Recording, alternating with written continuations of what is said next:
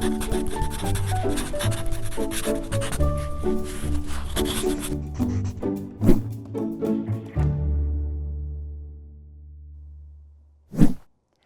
I'm Sarah Fry. Welcome to PaTTANpod.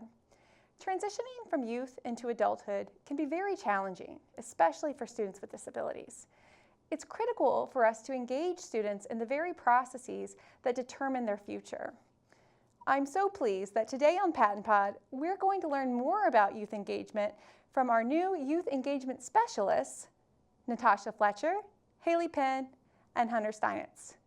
Haley, I've got a question to kick us off here. I've read that research has shown that self-determination and self-advocacy are critical elements in secondary transition.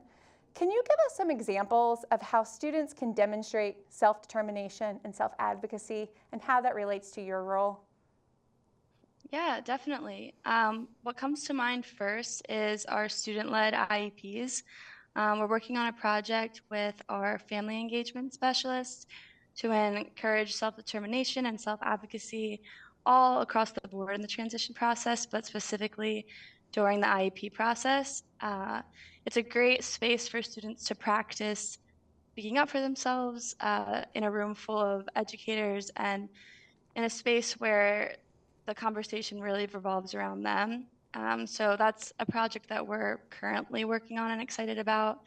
I think both self-determination and self-advocacy are skills that we're trying to kind of hone in on as engagement specialists for these students to learn now and then carry them with them in the future. So that idea of speaking up for themselves, and you mentioned an example of that being in the IEP process. We've had conversations before about youth engagement doesn't just happen naturally or automatically, right? There needs to be that element of support and coaching possibly. Mm-hmm. I'm wondering who else needs to be involved to make it happen, and what roles do they play? Your team plays a very special role that we're starting to learn more about, but who else are you engaging in these efforts to empower and engage students with their voices? And Haley, you're welcome to begin, and maybe we can hear from some of your colleagues as well. I would like to add, if Haley doesn't mind, I feel as though everyone plays an important role in being able to focus on the individual's growth in this capacity. When it comes to IEPs, we have the teachers, we have the educators, we have the paras, we have the services that are being provided, OT, PT, all of these individuals play an active role in our individuals being able to speak for themselves, not only for themselves, but for the betterment of themselves. You may speak for yourself, but is your point really getting across to the people who it needs to get across to? And I think that that is where we want to begin this work. It may seem really small now, but as we continue to pull these individuals in to allow them to see that, hey, maybe this way of engaging our youth in the IEP process or in decision making or whatever that thing is for them to be successful in the long run, we all need to put all hands on deck. There's not one specific person that can take the credit for the development of our individuals. So and can I jump in? Oh, go ahead, Hunter. I second everything that both of my colleagues just said, but I would also add that we work with community partners. Our position is in partnership with the Office of Vocational Rehabilitation. And part of helping youth is giving them lots of opportunities to practice those self-determination skills, those self-advocacy skills with every single one of those members of the team. The opportunity to say, hey, we're trying this new way of doing it and it does or doesn't work for me, and why? So that as they figure out and learn about themselves and their own disability, they can also turn that around and build skills that will help them far beyond their time in the education system. So I've got a kind of a follow-up question to things that you both hit on, Hunter and Natasha, is this idea that it's, so many other individuals engaging together and collaborating and partnering together. So it may be a little bit of a, not a bait and switch, but it's more than just youth engagement. You are engaging other adults, other practitioners, educators, community members, parents, everybody in this process. So what are some of the ways that those adults in a student's life can practice empowering that student or create those opportunities for students to practice their skills? Well, I would like to think first and foremost is we still have some educators and professionals that really don't understand what that looks like themselves to be able to implement first and foremost. So that's a part of where we also come in at, is that we provide assistance and technical training and development for all people, not just the professionals. And so I think that's what makes our position really good, is that we have a goal of the youth, with them being the center around what we do. And part of that is being able to have the outside looking in, be able to understand the very demographic that we are trying to conquer. And I think to add to what you're saying, Natasha, some tools that we're trying to encourage and provide for these parents, educators, students, and teachers to utilize go along with self-advocacy and self-determination. But for example, I keep going back to the student-led IEPs, but we have like a student-led IEP hub, an integrated support star, something that we've talked a lot about, to provide teachers a tool so that they can first learn how to engage the youth and then take this tool and actually engage their youth.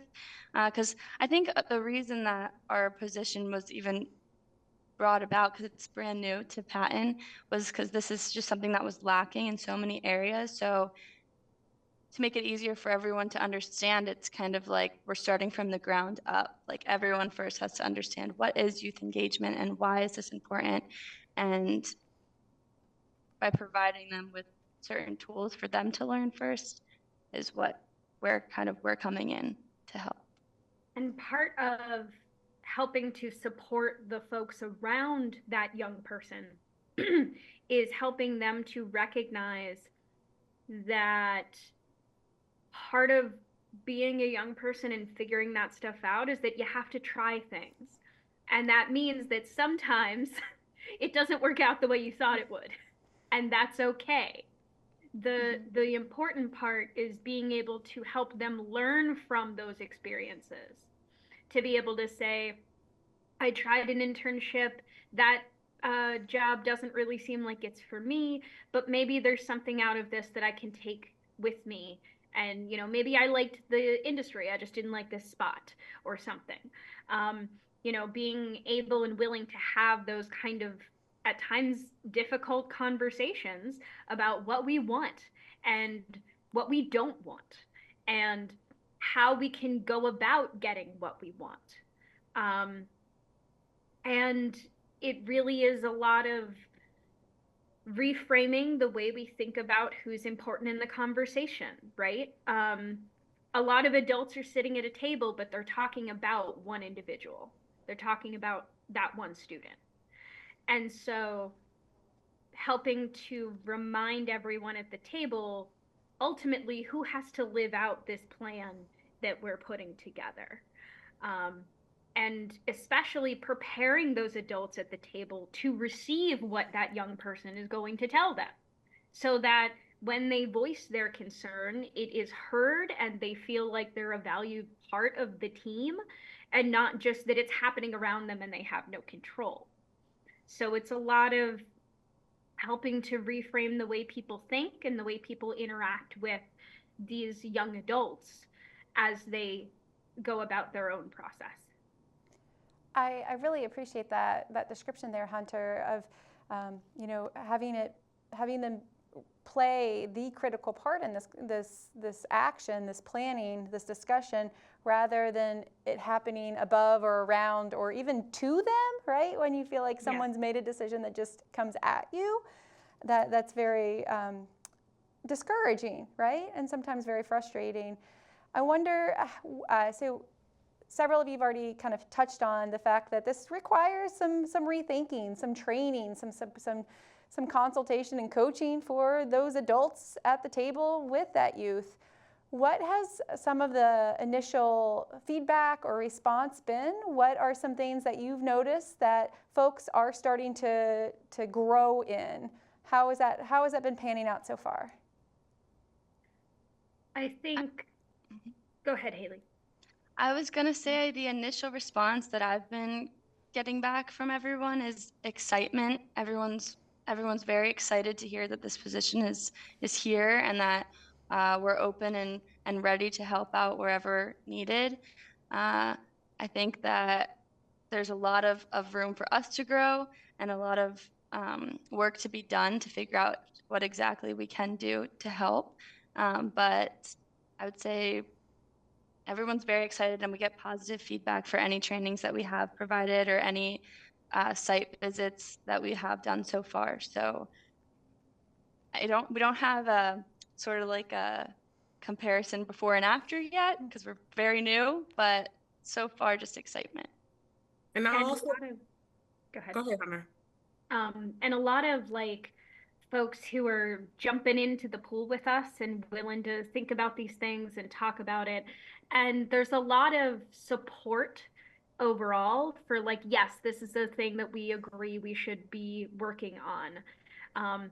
And so the fun part is getting to have that conversation together. Mm-hmm. Go ahead, Tasha. And I think that although the feedback now has been a positive response, what we're putting out, the content that we're putting out, the professional developments that we have done so far would only mean much more if it can only be implemented. We can do and provide and research and develop these things that are necessary to have also for all to be able to have these tools. But if we are doing this and it's not being implemented, then we're still stuck at the same position in which we were when we came in. So once we have provided all of these professionals, teachers, stakeholders that are involved in the youth, the lives of the youth, what then?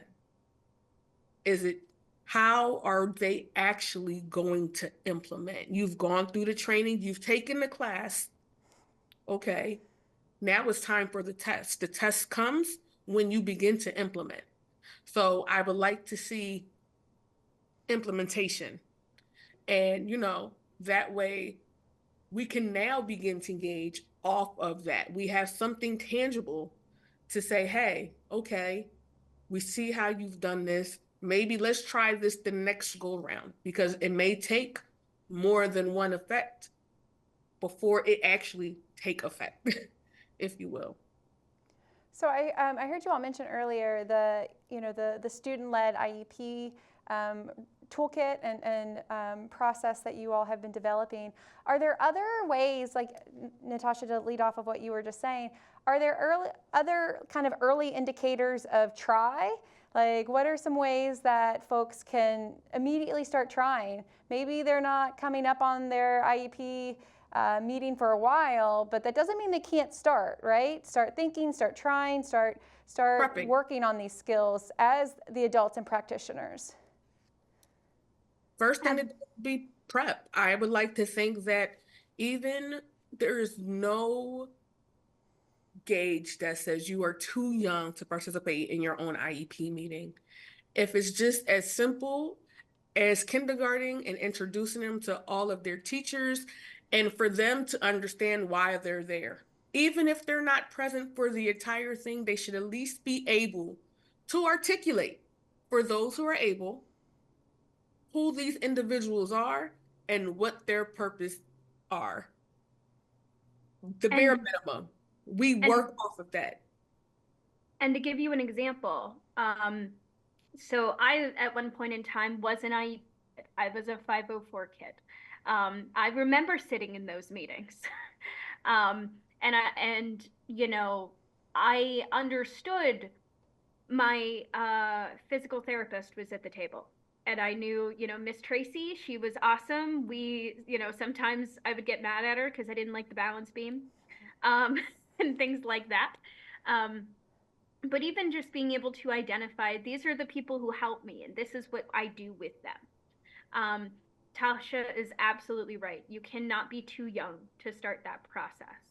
Um, and in addition to those student-led IEP goals and participation, there's also lots of opportunity for you know, development in your transition process. OVR offers a lot of pre-employment transition services, or pre-ETs, that are fantastic resources for young people looking to grow their skills, whether it's in the workplace or they want to explore colleges or universities or trade schools, or there is a laundry list and a half of services that that they could apply for. There are also a number of really great programs. Some of them are summer programs, some of them are during the school year. The Youth Ambassadors are a great program that OVR offers, that gives young folks an opportunity to step into some leadership and practice getting their feet wet in that realm. So there's a lot of different ways that young folks can begin to try out different things. But the earliest part really is participating in their IEP process in whatever way they can, as early as they can. I think that's a great point, mentioning the pre-ET services as well, more on the program side of how to get students engaged. I think if you're looking for a quick, in my everyday interaction with my students, how can I encourage them to participate, speak up, have confidence in their selves and their own decisions? It really just starts with that change in your mindset, and maybe the way that I have been doing things isn't benefiting my student as well as it could. So really getting to know the student, getting to know what their strengths are, what their interests are. I met a student once who had an amazing teacher who really catered a project that had to do with something outside of the school, but catered the project towards her interests so that she was able to build her skills and help out. And I think that helped her tremendously. So just having a shift in your mindset is how you can start now, and just really getting to know your students. Because I also have been hearing like a lot of teachers and skills trainers at some places that I've been visiting are new. So, and there's a huge turnover in staffing all the time. So it's how well do these people really know their students. So making sure you make that a priority first can be a great help. Building And relationships with those students. I think anyone who knows me knows that I am a very firm, I say this all the time. No significant learning can occur without first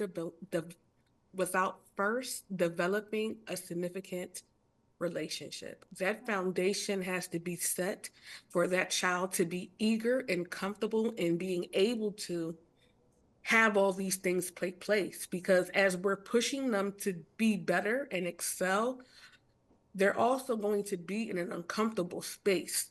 And that will kind of halt the process of what it is that we are trying to do.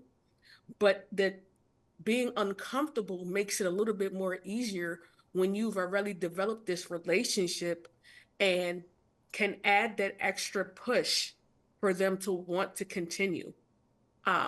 If there are happen to be incentives involved or not, just on the strength of who you are and that you took the time out to make sure that I was able to understand the concept, understand the task.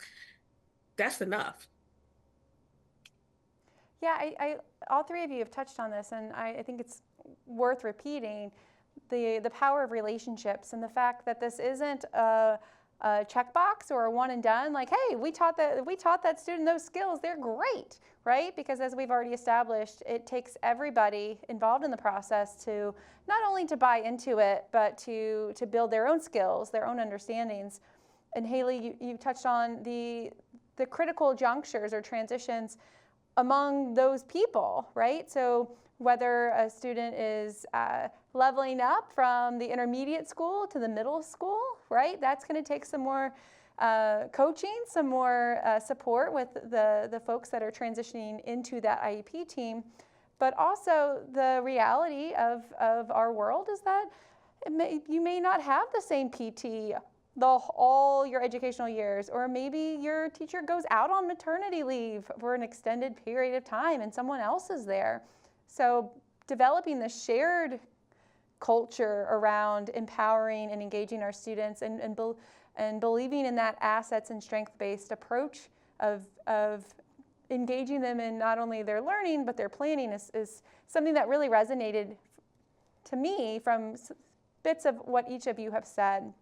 I'm wondering, to kind of tie those things together, some of this may be like something you've already touched on in a previous comment, but thinking about what you've been working on and how important this is to you as a new team to PaTTAN and working in tandem with OVR, what are your current priorities? Like what are you really spending your time on collectively and across the regions that you serve? Right now, we're building a lot of resources and gaining a lot of on the ground experience. We have been doing a lot of visiting different project search sites, getting to know folks at different district offices. We have been building resources like contributing to the Student-Led IEP Hub, as well as another document about helping educators engage with their students in their process. That'll be out probably around PDE this year. And we are also preparing a number of trainings. We've done a few already, and we're preparing for more to share with transition coordinators, special educators, anyone who is able or wants to join us for, we have an Attract, Prepare, Retain presentation coming up on February 22nd that we're super excited about and we've been working hard on. And we have a number of other things that are finding their way to us. I know we want to try and boost some social media and talk about some awesome stories of some folks who have benefited from some of these programs. And oh gosh, I know there's more. I think you hit on the big ones, Hunter. It's different for each of us. In each region, we'll get requests from a number of different people asking how we can help and support in the Central versus West and East region. I think the main thing too right now is getting the word out that we are a resource. So providing short presentations to any group that's interested in hearing from us and being able to help just by being a resource and getting feedback and creating a project from there is a big thing. So it's been difficult to navigate and really get a footing, but it's been fun and exciting because there's definitely a need for it, youth engagement. But Hunter, did she hit on the big ones? Yeah, Hunter definitely hit on all the ones that we are doing collectively. I know for the East, which, hi, I'm the Eastern. I would like to say I have quite a few speaking engagements, which range from a student-led conference and basically giving like a little synopsis of my life and how I got to this point and how having a disability does not deter you from becoming successful. And I just so happen to have ADHD as my disability. And as a youth navigating the foster care system and how I felt as though maybe I didn't have all the proper resources and guidance, to now being able to say, hey, I made it to a point where I am not only successful, I am employed with a great company, a great organization who has and believe in many of the same values as I do, and my disability wasn't even a factor.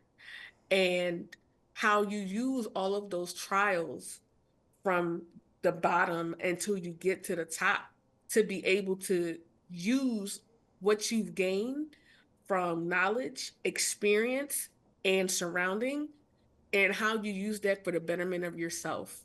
And sometimes, as we, continue to go through these phases of transitions,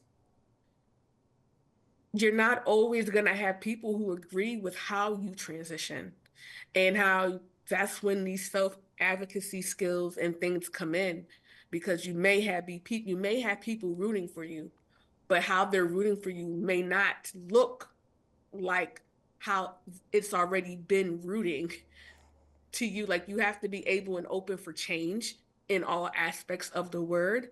And that's just one brief couple things that I have going on in a nutshell. And I actually hope to use that story and make it work for the youth engagement, since I know that for me, that youth engagement part had so many components to it, whether it was the school component, whether it was the work component, and how do you become adult and still be able to advocate for yourself, because the advocacy doesn't stop just because you age out of a certain threshold. You still have to be able to navigate and still be able to do what you need to do. And once you find your gift, the purpose of life is to be able to find your gift. And once you find your gift, your purpose, to then share it with others. And I think that's from Picasso. And I think that that works so well with us, like, because we all have interaction with others with disabilities, or we ourselves have a disability. It makes it so much easier to relate and for us to be relatable. And there's nothing like someone being able to come in and make all these suggestions, but haven't gone through the struggle of some sort to be able to fully understand what everyone else is going through. The So lived for me, experience is so important. that works.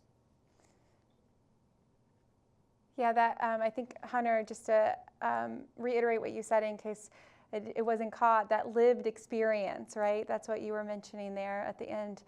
So I want to ask one more question, and I know you are all working hard, and you do have a number of projects on hand right now, but as a newer team, I'm wondering, you use this to put the call out there. What is a technical assistance request that you would love to receive and get involved with, whether that's from a school district or a partnering agency? What's something that you'd really love to get your hands on and be collaborative about through this work? And maybe somebody will be listening or watching this podcast and be like, you know what, I'm going to take them up on that. Well, that's a great question. See, I wasn't prepared for this. Something You that got would it. be I know really you do. You've got some fun. wish list items, right? You got some passion projects in the back of your brain. I think what comes to mind first would be, to hear from the student what kind of training would they want? Like, that we could provide a training specifically for a student to be like, I need someone to teach me how to see. This is where the response would come in, but the student would ask for something that they want, and we would make it designed to help the student in whatever way whatever they're requesting. I don't have an example, but just for the educators to go back and be like, hey, we have these people that want to hear from you. Can they help you? They'll make it fun. And I'm envisioning something outside, something fun with music and like being with the students. So I think for me, so in this, a prime example would be I like to stay relevant in the field, both educationally and mental health. And so I I have I work another job um as a mental health tech. And sometimes in conversation, um, I am the one to have my coworkers reframe their thinking. So if I could, an example would be, well, let's say there's a parent and they're struggling with their child. However, there are other things going on within the home dynamic that wouldn't be shared with all the other individuals.